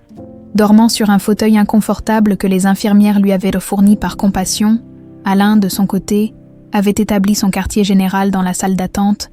Son assistante lui apportait des dossiers qu'il consultait distraitement, son esprit constamment tourné vers la chambre 307 où sa fille veillait sur la femme qu'il avait élevée. Au matin du 4e jour, le professeur Laurent convoqua Léa pour un entretien. Son expression grave ne laissait présager rien de bon. « Le dispositif d'assistance cardiaque fonctionne correctement », commença-t-il. « Mais le cœur de votre mère est trop faible pour en bénéficier pleinement. » « Qu'est-ce que ça signifie concrètement ?» demanda Léa, la gorge nouée. « Sans transplantation dans les prochains jours. Nous ne pourrons pas la maintenir. Et malheureusement, aucun cœur compatible n'est disponible actuellement. » Léa ferma les yeux, assimilant le coup. Combien de temps lui reste-t-il ? 1 semaine, peut-être moins. Le médecin posa une main compatissante sur son épaule. « Je suis vraiment désolée. » En sortant du bureau, Léa trouva Alain qui l'attendait. Sans un mot, il comprit à son expression que les nouvelles étaient mauvaises. « N'y a-t-il vraiment rien qu'on puisse faire ?» demanda-t-il. « Je peux contacter d'autres hôpitaux, à l'étranger peut-être. » Léa secoua la tête. « Elle est trop faible pour être transportée, et les listes d'attente sont les mêmes partout. » Sa voix se brisa. Il faudrait un miracle. Ils marchèrent côte à côte jusqu'à la cafétéria de l'hôpital, dans ce lieu impersonnel au néon blafard. Léa se laissa tomber sur une chaise en plastique, soudain vidée de toute énergie. « Je ne suis pas prête à la perdre », murmura-t-elle. Alain hésita, puis posa maladroitement sa main sur celle de Léa. À sa grande surprise, elle ne la retira pas. « Personne n'est jamais prêt à perdre un parent », dit-il doucement. « Surtout pas quelqu'un comme Sylvie. » Léa leva les yeux vers lui. « Tu ne la connais même pas. Je sais qu'elle t'a élevée seule, dans des conditions difficiles. Je sais qu'elle t'a soutenue dans ta passion pour le chant, alors que tant de parents auraient découragé une voix si incertaine. Je sais qu'elle t'a aimée comme sa propre fille, sans jamais te faire sentir différente. » Il marqua une pause. « Cela me dit tout ce que j'ai besoin de savoir sur elle. » Le silence qui suivit n'était plus hostile, mais empreint d'une mélancolie partagée. « Viens, » dit finalement Alain en se levant. « Sylvie a besoin de toi. » De retour dans la chambre, ils trouvèrent Sylvie éveillée pour la première fois depuis l'opération. Ses yeux étaient vitreux à cause des médicaments. Mais elle reconnut immédiatement Léa qui se précipita à son chevet. « Maman, tu es réveillée !» Sylvie esquissa un faible sourire. Les médecins avaient retiré le tube respiratoire, le remplaçant par une canule nasale plus discrète. « Ma chérie !» murmura-t-elle d'une voix rauque. Son regard erra vers la porte où Alain se tenait en retrait. « Et vous devez être ?» « Alain Dufresne », se présenta-t-il en s'approchant timidement. « Je sais qui vous êtes », dit doucement Sylvie. « Je vous ai reconnu sur la photo. » Un silence gêné s'installa, puis Sylvie tendit faiblement sa main vers Alain. Approché. Surpris, il s'avança et prit délicatement sa main décharnée. « Vous êtes venu » constata-t-elle simplement. « Bien sûr. » Sylvie hocha la tête, comme si cette réponse confirmait quelque chose d'important pour elle. « Léa, pourrais-tu nous laisser un moment ? J'aimerais parler à Monsieur Dufresne en privé. » Léa hésita, méfiante. « Tu es sûre ? » ?»« Certaine. »« Ne t'inquiète pas, je ne vais pas l'agresser. » Un éclat d'humour traversa son regard fatigué. « Je n'en aurai pas la force de toute façon. » À contre-cœur, Léa quitta la chambre. Dès que la porte se referma, Sylvie fixa Alain avec une intensité surprenante pour quelqu'un dans son état. « Je vais mourir. » « N'est-ce pas ?» Alain fut pris au dépourvu par cette franchise. « Les médecins font tout ce qu'ils peuvent. Ne me mentez pas, s'il vous plaît. J'ai vécu assez longtemps pour reconnaître la mort quand elle approche. » Il baissa la tête. « Ils disent que sans transplantation rapide, c'est bien ce que je pensais. » Elle serra faiblement sa main. « Écoutez-moi attentivement, Monsieur Dufresne. Je n'ai pas beaucoup de temps. » Il s'assit au bord du lit, attentif. « Léa est la personne la plus importante de ma vie, » commença Sylvie. « Je l'ai élevée du mieux que j'ai pu. Mais il y a des choses que je n'ai pas pu lui donner. La connaissance de ses origines, une famille élargie, la sécurité matérielle. Vous lui avez donné bien plus, » interrompit Alain. « L'amour, la stabilité émotionnelle, des valeurs, peut-être. » Elle sourit faiblement. « Mais maintenant, elle va avoir besoin de vous. Elle me déteste, » murmura Alain. « Elle est en colère et blessée. » Ce n'est pas la même chose que la haine. Sylvie le fixa avec intensité. « Promettez-moi que vous serez là pour elle, quand je ne serai plus là. Pas pour la contrôler ou pour diriger sa vie, mais pour la soutenir, pour l'aimer comme un père devrait aimer sa fille. Je vous le promets, » répondit-il gravement. « Mais elle ne me laissera probablement pas approcher ? » « Elle le fera, avec le temps. Léa a un grand cœur. » Sa voix s'affaiblit. « Une dernière chose, la vérité. Promettez-moi de lui dire toute la vérité, même les parties les plus douloureuses. Elle mérite de savoir. »« Je le ferai, » promit Alain. Sylvie ferma les yeux, épuisée par cet effort. « Vous pouvez la faire rentrer maintenant. » Quand Léa revint, elle trouva sa mère endormie et Alain silencieux, perdu dans ses pensées. « Qu'est-ce qu'elle t'a dit ?» demanda-t-elle. « Des choses que j'avais besoin d'entendre, » répondit-il simplement. Les jours suivants apportèrent un sursis inattendu. Sylvie retrouva brièvement des forces, suffisamment pour avoir de longues conversations avec Léa. Elles parlèrent de tout, des souvenirs d'enfance, des rêves pour l'avenir, des regrets aussi. Un matin, Sylvie demanda à entendre Léa chanter. « Ici, dans la chambre. Oui, chante pour moi comme tu le faisais quand tu étais petite. » Léa s'éclaircit la gorge et commença à chanter doucement « Ave Maria » de Schubert. Sachant combien sa mère aimait cette mélodie, sa voix pure emplit la petite chambre, attirant même quelques soignants dans le couloir. Quand elle termina, Sylvie avait les larmes aux yeux. « C'est le plus beau cadeau que tu pouvais me faire. » Cette nuit-là, l'état de Sylvie se détériora brutalement. Les médecins multiplièrent les interventions. Mais au petit matin, le professeur Laurent prit Léa à part. « Je suis désolée, mais nous arrivons au bout de ce que la médecine peut faire. Il serait peut-être temps de lui dire au revoir. » Le monde de Léa s'effondra. Malgré les avertissements, malgré les signes, elle avait gardé l'espoir irrationnel d'un miracle. Elle entra dans la chambre, où Alain veillait déjà. Il se leva pour lui céder la place au chevet de Sylvie. « Je vais vous laisser, » murmura-t-il. « Non, » intervint faiblement Sylvie. « Restez, tous les deux. » Ils s'assirent de part et d'autre du lit, encadrant cette femme qui les avait réunis contre toute attente. « Mes enfants, » murmura Sylvie avec un sourire paisible. « Je vais vous dire quelque chose d'important.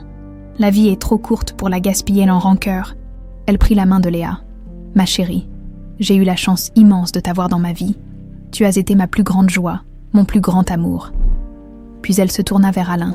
« Et vous, prenez soin d'elle, pas comme un devoir, mais comme un privilège. » D'une main tremblante, elle guida leurs mains l'une vers l'autre, les forçant à se toucher au-dessus de son corps frêle. « Promettez-moi d'essayer, de vous connaître, de vous comprendre, de former une famille, même imparfaite. » Léa et Alain échangèrent un regard par-dessus le lit. Dans les yeux de l'autre, chacun vit le reflet de sa propre douleur. de sa propre solitude. « Nous essaierons », promirent-ils d'une même voix. Sylvie sourit, apaisée. « Alors je peux partir tranquille ». Elle ferma les yeux, sa respiration devenant de plus en plus faible. Léa chanta doucement, tenant la main de sa mère, jusqu'à ce que les moniteurs émettent leur signal continu, annonçant la fin. Sylvie Girard était partie, mais dans son dernier geste, elle avait jeté un pont entre un père et sa fille, séparés par 26 ans d'absence et réunis par son amour. Dans le couloir désert de l'hôpital, Léa s'effondra en sanglots contre le mur. Sans réfléchir, Alain la prit maladroitement dans ses bras. Et pour la première fois, elle ne le repoussa pas. Le printemps avait pris possession de Lyon, parant les arbres de jeunes feuilles vertes et inondant les rues de lumière dorée. Mais pour Léa, le monde restait enveloppé d'un voile gris. Depuis les funérailles de Sylvie 3 semaines plus tôt, elle vivait comme un automate, se levant, se couchant, accomplissant mécaniquement les gestes quotidiens sans vraiment les habiter. L'opéra lui avait accordé un congé compassionnel, mais elle ne savait plus si elle voulait y retourner. Chanter lui semblait désormais impossible, comme si sa voix était partie avec Sylvie, dans l'appartement de la Guillotière. Tout lui rappelait sa mère adoptive, le fauteuil usé où elle s'asseyait pour repriser, la cuisine minuscule où elle préparait des plats miraculeux avec presque rien, la petite table près de la fenêtre où elles prenaient leur café ensemble. Léa n'avait pas eu le courage de toucher à quoi que ce soit. Ce matin-là, la sonnette retentit, brisant le silence pesant. Léa ouvrit la porte sans enthousiasme pour découvrir Isabelle Mercier, élégante comme toujours, mais le visage marqué par l'inquiétude. « Je suis passée voir comment tu allais », dit-elle en entrant. Son regard balaya l'appartement figé dans le temps. Les rideaux tirés, la vaisselle empilée dans l'évier. « Oh, ma chérie !» Léa haussa les épaules. « Je vais bien ? Non, tu ne vas pas bien, et c'est normal. » Isabelle ouvrit les rideaux, laissant entrer la lumière du jour. « Mais Sylvie n'aurait pas voulu te voir ainsi. Qu'est-ce que tu en sais ?» répliqua Léa avec une soudaine agressivité. « Parce que je suis passée par là, » répondit doucement Isabelle. « Quand j'ai perdu mon mari, j'ai cru que ma vie était terminée. J'ai passé des mois enfermée chez moi, à fuir le monde. » Elle s'assit face à Léa, prenant ses mains dans les siennes. « Écoute-moi bien, le deuil n'est pas linéaire. Il y aura des hauts et des bas, des jours où tu croiras aller mieux, et d'autres où la douleur reviendra comme au premier jour. Mais tu ne dois pas t'enfermer dans cette tombe que tu te construis. » Léa baissa les yeux. « Je ne sais pas comment continuer sans elle. En l'honorant, en vivant la vie qu'elle aurait voulu pour toi. » Isabelle hésita. « As-tu parlé à ton père depuis les funérailles ?» Léa secoua la tête. Alain avait été présent à l'enterrement, discrètement en retrait. Il avait payé pour tout, le cercueil, la cérémonie, la concession, mais n'avait rien imposé. Respectant les choix de Léa pour les arrangements. Depuis, il n'avait pas cherché à la contacter, se contentant d'envoyer chaque semaine un bouquet de fleurs fraîches sans carte. « Il m'a laissé son numéro, mais je ne l'ai pas appelé. Peut-être devrais-tu le faire ?» suggéra doucement Isabelle. « Pas pour lui, mais pour toi, pour tenir la promesse que tu as faite à Sylvie. » Léa soupira. Cette promesse d'essayer de connaître son père biologique pesait sur elle comme un fardeau. Comment pourrait-elle jamais établir une relation avec l'homme qui avait abandonné sa mère biologique? Et pourtant, elle avait promis. Je ne sais pas quoi lui dire. Commence par quelque chose de simple. Un café, peut-être. Après le départ d'Isabelle, Léa resta longtemps immobile, fixant son téléphone posé sur la table. Finalement, elle le saisit et composa le numéro. « Alain Dufresne », répondit une voix grave après 2 sonneries. « C'est Léa. » Un silence surpris. « Léa, comment vas-tu ? » « Pas très bien, » admit-elle. « Mais je me suis dit que, peut-être, on pourrait se voir pour un café. »« Bien sûr, quand tu veux. Demain, à 15h, au café Les Deux Magots sur la place Bellecour. J'y serai. » Après avoir raccroché, Léa se sentit étrangement plus légère, comme si elle venait de franchir un seuil invisible. Le lendemain, elle arriva en avance au café et choisit une table en terrasse. Le soleil printanier réchauffait doucement l'air, et pour la première fois depuis des semaines, elle se surprit à apprécier la sensation de chaleur sur sa peau. Alain apparut à l'heure exacte. Il avait troqué son costume habituel contre une tenue plus décontractée. Jean, chemise bleue, veste légère. Ce changement de style le rendait plus accessible, moins intimidant. « Merci d'avoir accepté de me voir. » dit-il en s'asseyant face à elle. Ils commandèrent des cafés, puis un silence gêné s'installa. Il y avait tant à dire, et pourtant les mots semblaient inadéquats. « Les fleurs sont très belles », dit finalement Léa. « Celles que tu envoies chaque semaine. J'espérais qu'elles te plairaient. » Sylvie aimait les fleurs. Elle les adorait, mais elle disait toujours que c'était un luxe inutile, qu'elle préférait dépenser l'argent pour des choses plus pratiques. Un sourire nostalgique effleura ses lèvres. Pourtant, chaque printemps, elle s'arrangeait pour acheter quelques tulipes. Alain sourit à son tour, reconnaissant pour cette petite confidence sur la femme qu'il n'avait pas eu le temps de connaître. « Je voulais te remercier, » poursuivit Léa, « pour tout ce que tu as fait pour les funérailles. C'était parfait, simple, comme elle l'aurait voulu. C'était le moins que je puisse faire. » Un nouveau silence, moins tendu cette fois. « J'ai abandonné l'opéra, » annonça soudain Léa. « Je ne peux plus chanter. » Alain la regarda avec surprise. « Définitivement. Je ne sais pas. Pour l'instant, c'est impossible. Chaque fois que j'essaie, je pense à Sylvie, à combien elle était fière. » Sa voix se brisa. « Elle serait plus fière encore de te voir poursuivre ton rêve, » dit doucement Alain. « C'est ce que tout le monde me dit, mais personne ne comprend. Ma voix, elle est liée à mes émotions. Et en ce moment, tout ce que je ressens, c'est du vide. » Alain hocha la tête, respectant sa douleur sans chercher à la minimiser. « Le temps aidera, peut-être. » Ils parlèrent ensuite de choses plus légères, des souvenirs d'enfance de Léa, des cafés qu'Alain aimait à Lyon, de la ville qui se transformait avec le printemps, une conversation prudente, évitant les sujets qui fâchent. Mais un début, en se quittant, Alain tendit maladroitement la main. Léa hésita, puis la prit brièvement. « Peut-être, la semaine prochaine », proposa-t-il. « Peut-être », répondit-elle sans s'engager. Cette nuit-là, Léa fit un rêve étrange. Sylvie lui apparut, non pas comme dans ses derniers jours à l'hôpital, mais comme elle était avant sa maladie, forte, souriante, pleine de vie. « N'aie pas peur de vivre, ma fille », lui disait-elle. « N'aie pas peur d'aimer. » Au réveil, Léa sentit quelque chose de différent en elle, comme si une graine minuscule avait été plantée dans son chagrin.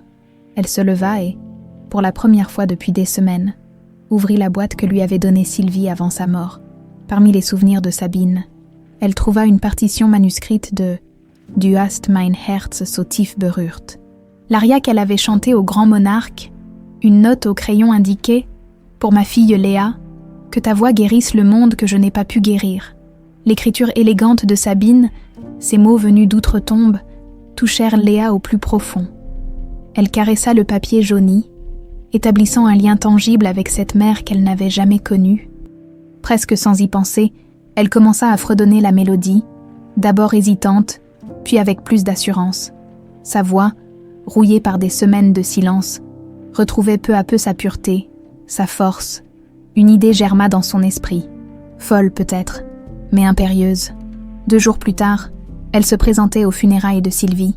La petite cérémonie avait été organisée à sa demande dans le jardin du couvent des Sœurs de la Miséricorde, où Sylvie avait travaillé et où elle avait trouvé Léa bébé. Une 30aine de personnes étaient présentes. Voisins, amis, collègues de Sylvie, Walter était là, ainsi qu'Isabelle. Alain se tenait à l'écart. Surpris par cette invitation inattendue, lorsque le prêtre eut terminé son office, Léa s'avança. Vêtue simplement d'une robe bleue, la couleur préférée de sa mère, elle se plaça face à l'assemblée. « Sylvie Girard n'était pas ma mère biologique », commença-t-elle d'une voix claire. « Mais elle a été, dans tous les sens qui comptent, ma vraie mère. Elle m'a trouvée, m'a aimée, m'a élevée. Elle m'a donné des racines et des ailes. » Elle marqua une pause, son regard rencontrant brièvement celui d'Alain. « Récemment, j'ai découvert qui étaient mes parents biologiques.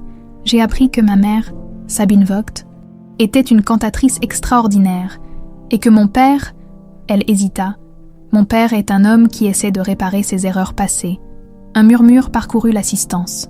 Alain, immobile, semblait à peine respirer. « Ma mère biologique a laissé cette partition pour moi, » poursuivit Léa en montrant la feuille manuscrite. « Avec l'espoir que ma voix pourrait guérir ce qu'elle n'avait pu guérir, aujourd'hui, je veux honorer mes 2 mères en chantant cette aria. » Et Léa chanta. Sa voix s'éleva, pure et poignante, portant toute sa douleur, tout son amour, tout son espoir. Les notes emplissaient le jardin. s'élevait vers le ciel, touchait chaque cœur présent. Quand elle termina, il n'y avait pas un œil sec dans l'assemblée. Même les oiseaux semblèrent s'être tus pour l'écouter. Ce jour-là, quelque chose renaquit en Léa. Non pas l'effacement de sa douleur, mais la capacité de la transformer en quelque chose de beau, en chantant pour honorer ses deux mères. Elle avait trouvé une voie pour avancer, et dans les yeux d'Alain, pour la première fois, elle vit non pas le businessman arrogant, ni le père repentant, mais simplement un homme brisé par ses erreurs et tentant maladroitement de reconstruire ce qu'il avait détruit. Ce n'était pas le pardon, pas encore. Mais c'était peut-être le début de la guérison. 1 an s'était écoulé depuis la disparition de Sylvie. Lyon baignait à nouveau dans la lumière printanière. Mais cette fois, Léa ne la regardait plus à travers un voile de chagrin.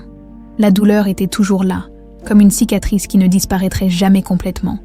Mais elle avait appris à vivre avec, ce matin-là, debout devant le miroir de sa nouvelle chambre dans un appartement du 6e arrondissement. Elle ajustait nerveusement sa robe. Ce n'était pas n'importe quel jour. C'était l'inauguration du conservatoire Sabine Vogt pour les jeunes talents lyriques. L'aboutissement d'une année de travail acharné. Son téléphone vibra sur la commode. Un message d'Alain. Le chauffeur est en bas, prête. Elle sourit. Leur relation avait évolué lentement, prudemment, comme un édifice fragile qu'on construit pierre par pierre. Des cafés hebdomadaires étaient devenus des dîners, puis des discussions plus profondes. Ils avaient appris à se connaître, à découvrir leurs similitudes surprenantes. Même goût pour les films en noir et blanc, même passion pour les voyages, même tendance à se réfugier dans le travail pour éviter les émotions difficiles. Bien sûr, il y avait eu des moments de tension, des retours de colère, des sujets qu'ils évitaient encore. Mais progressivement, Léa avait commencé à voir en Alain, non pas le monstre égoïste qui avait abandonné Sabine, mais un homme complexe, profondément transformé par le regret et le désir de rédemption. « J'arrive », répondit-elle, avant de jeter un dernier regard au portrait de Sylvie posé sur sa table de nuit. « Souhaite-moi bonne chance, maman !» La voiture les conduisit vers le quartier de la Croix-Rousse, où un ancien atelier de soie avait été transformé en conservatoire. L'imposant bâtiment de pierre blonde avait conservé son caractère historique, mais son intérieur abritait désormais des installations ultra-modernes. Salle de répétition à l'acoustique parfaite, studio d'enregistrement, auditorium intimiste. Une petite foule attendait déjà devant l'entrée. Journalistes, personnalités du monde culturel, politiques locaux. Léa aperçut Walter dans son costume du dimanche, discutant avec animation avec Isabelle Mercier, élégante comme toujours. « Nerveuse ?» demanda Alain en l'aidant à descendre de voiture. « Un peu », admit-elle. « Et toi ?»« Terrifiée ?» répondit-il avec une honnêteté désarmante. Cette vulnérabilité, qu'il ne montrait qu'à elle, était l'une des choses qui avait commencé à faire fondre les défenses de Léa. L'homme d'affaires impitoyable avait appris, maladroitement mais sincèrement, à baisser sa garde. Ils furent accueillis par le directeur du conservatoire, un ancien collègue de Walter à Berlin, spécialement recruté pour son expertise et sa vision. L'établissement accueillerait gratuitement 30 jeunes talents issus de milieux défavorisés, leur offrant une formation d'excellence et des opportunités inespérées. « Tout est prêt », annonça le directeur. « Les premiers étudiants arrivent la semaine prochaine. Nous avons déjà reçu plus de 200 candidatures. » Léa sourit. L'idée de ce conservatoire était née dans les jours qui avaient suivi l'enterrement de Sylvie. Alain voulait déjà créer une fondation au nom de Sabine. Mais c'est Léa qui avait précisé sa vision. Un lieu qui donnerait leur chance à des jeunes talents qui, comme elle, n'auraient pas eu les moyens de poursuivre leur passion sans aide. La cérémonie commença dans l'auditorium. Après les discours officiels, vint le moment que tous attendaient. Léa s'avança sur la petite scène. Vêtue d'une simple robe bleue semblable à celle qu'elle portait aux funérailles de Sylvie, ce conservatoire porte le nom de ma mère biologique, Sabine Vogt, commença-t-elle d'une voix claire. Une cantatrice exceptionnelle dont la carrière a été brutalement interrompue, mais il est aussi dédié à ma mère adoptive, Sylvie Girard, qui a sacrifié tant pour me permettre de développer mon don. Elle marqua une pause, balayant l'assemblée du regard. Ces deux femmes m'ont appris que le talent ne suffit pas. Il faut aussi des opportunités, du soutien, de l'amour. C'est ce que nous voulons offrir ici. Pas seulement une formation technique, mais un lieu où chaque jeune artiste pourra s'épanouir pleinement. Son regard se posa sur Alain, assis au premier rang. Ce projet n'aurait pas été possible sans la vision et la générosité d'Alain Dufresne. Elle hésita, puis ajouta « Mon père ?» C'était la première fois qu'elle le reconnaissait publiquement comme tel. Un murmure parcourut l'assistance, mais Léa poursuivit, imperturbable. « Pour inaugurer ce lieu, je vais interpréter l'aria qui a changé ma vie. Du hast mein Herz so tief berührt. Ces mots, qui signifient « Tu as profondément touché mon cœur », résonnent aujourd'hui d'une façon particulière. Les premières notes du piano s'élevèrent. Et Léa ferma les yeux, sa voix, plus mature, plus profonde qu'un an auparavant, emplit l'espace avec une émotion palpable. Elle ne chantait plus seulement avec sa technique, mais avec son âme entière, portant en elle l'héritage de ses deux mères et la réconciliation naissante avec son père. Quand la dernière note s'éteignit, le silence qui suivit semblait sacré. Puis les applaudissements éclatèrent, enthousiastes, émus. Après la cérémonie officielle et les inévitables interviews, Léa s'éclipsa pour visiter une dernière fois le bâtiment vide avant l'arrivée des étudiants. Dans une des salles de répétition, elle trouva Alain contemplant le piano à queue. « Tu as été magnifique », dit-il doucement. « Merci. » Elle s'approcha, touchant distraitement les touches. C'est étrange de penser que dans quelques jours, cet endroit sera plein de vie, de musique, de l'avenir que Sabine aurait voulu pour toi. Léa acquiesça. « J'ai quelque chose à te dire. J'ai accepté le poste de professeur de chant ici, 2 jours par semaine. » Alain sourit, surpris. « Je croyais que tu voulais te consacrer à ta carrière de soliste. »« Je peux faire les deux. La scène me passionne toujours, mais enseigner... » Elle chercha ses mots. « C'est comme honorer Sylvie d'une certaine façon. Transmettre ce qu'elle m'a permis d'apprendre. » Ils furent interrompus par un jeune homme qui entra timidement dans la salle, grand, élancé, avec des cheveux noirs bouclés et des yeux d'un bleu intense. Il devait avoir une 20aine d'années. « Excusez-moi, » dit-il en français avec un léger accent. « On m'a dit que je pourrais trouver Monsieur Dufresne ici. » Alain se tourna, intrigué. « C'est moi. » Le jeune homme s'avança, visiblement nerveux. « Je m'appelle Julian Keller. Je suis... » Il hésita. « Je crois que je suis votre fils. » Un silence stupéfait s'abattit sur la pièce. Léa dévisagea le jeune homme. Cherchant et trouvant une ressemblance frappante avec Alain, les mêmes yeux, la même ligne de mâchoire, jusqu'à cette façon particulière de se tenir. « Mon fils !» balbutia Alain, choqué. « Ma mère s'appelait Margaret Keller. Vous l'avez connue à Munich en 2003. Elle est décédée l'année dernière d'un cancer. Avant de mourir, elle m'a dit qui était mon père. » Alain s'assit lourdement sur le banc du piano. « Margaret, » murmura-t-il. « Nous avons eu une liaison brève. Elle ne m'a jamais dit. Elle ne voulait rien de vous, » expliqua Julian avec une pointe d'amertume. « Elle vous trouvait trop ambitieux, trop dur. Elle a préféré m'élever seule. » L'ironie de la situation n'échappa pas à Léa. L'histoire semblait se répéter. Alain abandonnant une femme enceinte, une mère élevant seule son enfant. Sauf que cette fois, Margaret avait choisi ce destin. « Pourquoi venir me chercher maintenant ?» demanda Alain, encore sous le choc. Julian sortit une coupure de journal de sa poche. Un article sur l'inauguration du conservatoire Sabine Vogt. « J'ai vu votre nom, et celui de Léa Girard. Ma mère suivait sa carrière. Elle disait toujours que sa voix lui rappelait quelqu'un. » Il se tourna vers Léa. « Je suppose qu'elle entendait votre mère, Sabine Vogt. Vous êtes musicien ?» demanda Léa, pressentant la réponse. Julian acquiesça. « Pianiste, j'étudiais à Munich. Mais depuis que ma mère est morte... » Il haussa les épaules. « Je n'arrive plus à jouer. C'est comme si la musique était partie avec elle. » Ces mots résonnèrent profondément en Léa, qui avait vécu la même expérience après la mort de Sylvie. « Je comprends, » dit-elle doucement. « Vraiment. » Alain se leva enfin, s'approchant prudemment de Julian comme on s'approcherait d'un animal sauvage. « Je suis désolée de ne pas avoir été là pour toi. Si j'avais su, vous auriez fait quoi ?» l'interrompit Julian avec défi. « Ma mère disait que vous n'aimiez que l'argent et le pouvoir. Elle avait peut-être raison à l'époque, » admit Alain. « Mais les gens changent. » Il regarda Léa, puis revint à Julian. « J'ai passé ma vie à fuir mes responsabilités, à construire des murs autour de moi, et quand j'ai finalement compris ce qui comptait vraiment, il était presque trop tard. » Il tendit une main hésitante vers l'épaule de Julian, sans la toucher. « Mais peut-être qu'il n'est pas trop tard pour nous ?» Julian ne répondit pas, mais il ne recula pas non plus. « Joue quelque chose », proposa soudain Léa, désignant le piano. « N'importe quoi. » Julian hésita, puis s'installa au clavier. Ses doigts effleurèrent les touches, incertains d'abord, puis avec plus d'assurance.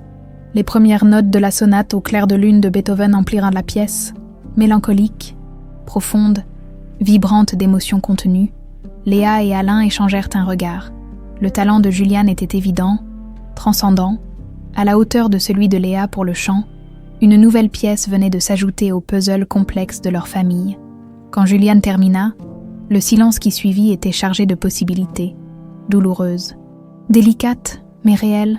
« Reste », dit simplement Léa. « Pas pour lui, pas pour moi, pour la musique, dans cette salle qui porterait bientôt les rêves de dizaines de jeunes talents. » 3 âmes blessées par l'absence et la perte entrevoyaient la possibilité d'un nouveau départ, non pas une famille parfaite, mais une famille tout de même, unie par le sang, la musique et la résilience du cœur humain. L'héritage de Sabine et de Sylvie vivrait à travers eux, non pas comme un fardeau du passé, mais comme une promesse pour l'avenir,